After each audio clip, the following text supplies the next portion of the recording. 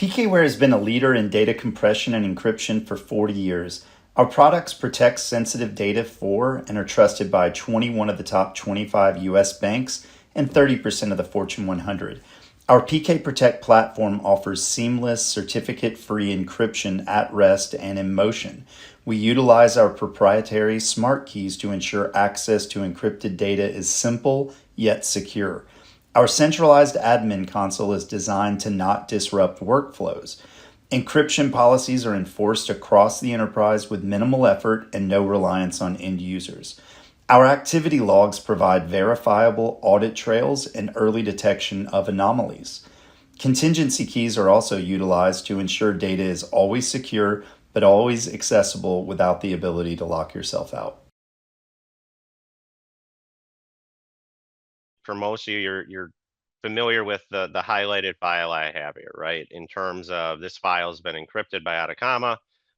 If you want to decrypt this, right, you're going to double click and then you got to go on your phone or a different device and approve that decryption. Okay, so in a similar manner, right, PKWARE's encryption is at that file level, just like Atakama, right? So any encryption that's done with our file or encryption done with PKWARE is maintained with that file, just like Atakama.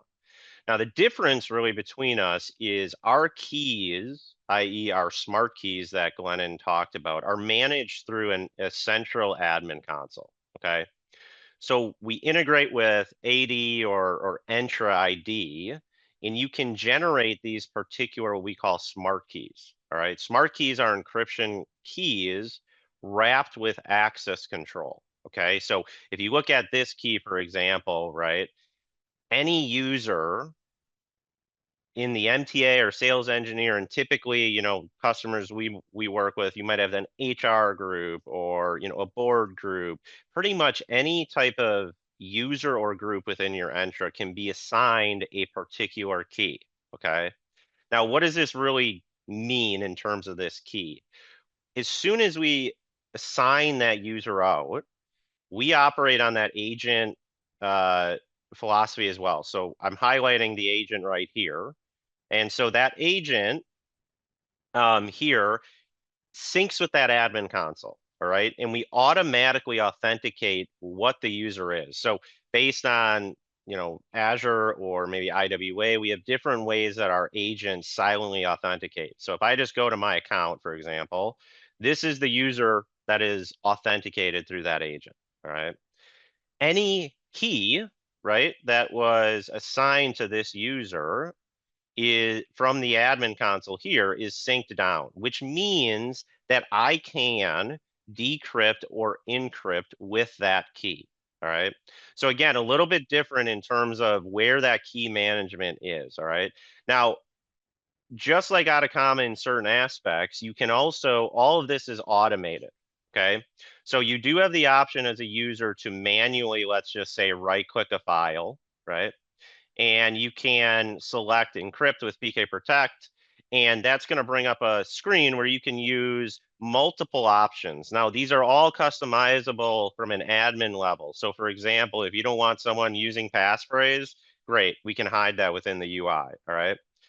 But the smart keys that I just talked about are down here. So manually, a user could come in here and say, all right, I'm going to encrypt this file with this high sensitivity or whichever key you want, all right? Now, similar to Atacama, though, we also offer MFA capabilities for this. So you're going to see right now, here's our prompt, all right? So within the admin console, our MFA is a little different in that we work with really any external TOTP authenticator. Okay, so here's our policy, and you can drive this to indicate, hey, when you encrypt or decrypt with this particular key, we're going to require MFA. All right, so MFA isn't a requirement with our system. It's a add-on that you can utilize in certain aspects that work within your flows, right? Now, again, I mentioned the TOTP. Really what that means is it gives you the option to select what authenticator app works for you. So it might be Google, it might be, Microsoft Authenticator, right? You don't need a separate application to do the MFA app processes, okay? Now, in general, once that MFA is put in, you'd be able to use that key. And the same is set up for decryption too, okay? So this prompt here is going to only allow you to use that key essentially if you enter in that MFA, all right? Now, the other thing in some advanced things that you get with PKWare is you also can set up automated policies, okay? So what that means is through the admin console, you can say things like, hey, and it on this file share or on this endpoint or on this device, or maybe it's even user specific. Hey, for this user, I want you to apply this policy. And the policy that you are getting kind of for a like is what we call persistent data encryption, all right? So that means any file that I would drop in one of those locations here, so let me just copy this and move it over, is automatically encrypted. So it was really very quick there, and let me just increase the size here, but this file within that second or half a second was automatically picked up by our agent and encrypted now, okay?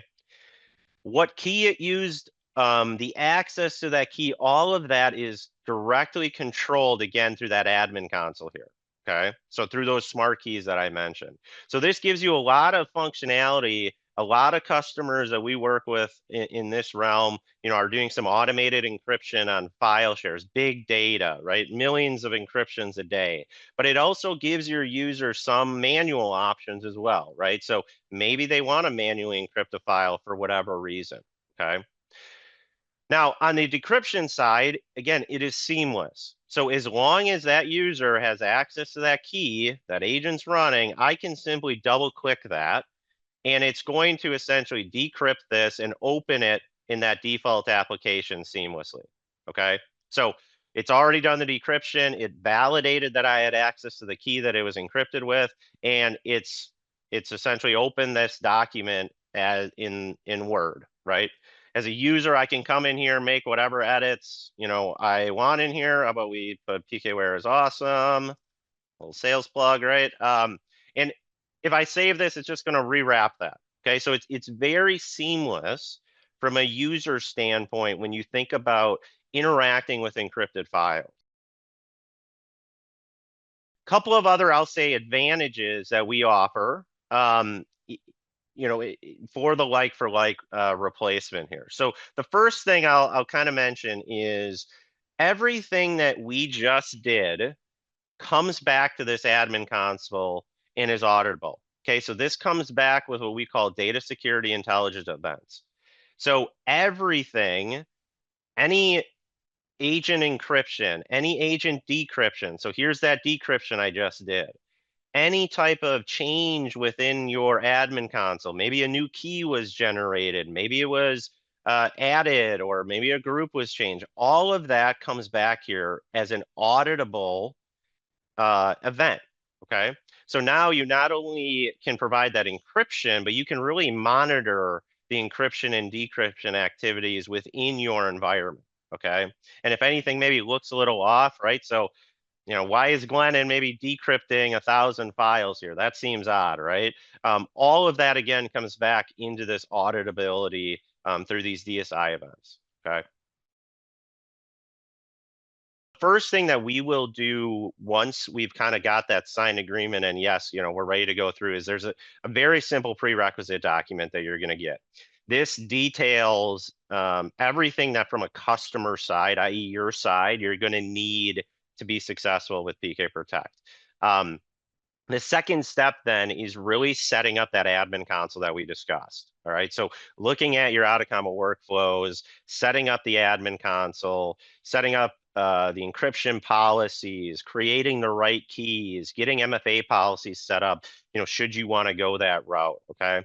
So that's a bigger step, I'll say, but not huge, right? So we've done this with a lot of customers, and a lot of those things that you're thinking about are automated, or we've had a lot of experience creating these. Then we'll help you roll out that PK Protect software, so that agent that we talked about, right? That needs to be out on any machine, again, that Atakama application is on as well. So that will be rolled out. We want to make sure, that's out there because that is what is going to be used, right, to do that re-encryption, okay? Step 4 is really using that Atakama decryption script that was provided to point at those locations that we've identified in kind of step number 2, right? So this is the mass decryption that just has to happen to ensure that your Atakama protected files are no longer, encrypted with Atakama, okay? And that last step, i.e. in 4 and 5 are really kind of a little bit in tandem, right? Is that mass automated encryption with PK Protect, all right? Really ensuring the replacement of, that Atacama encryption.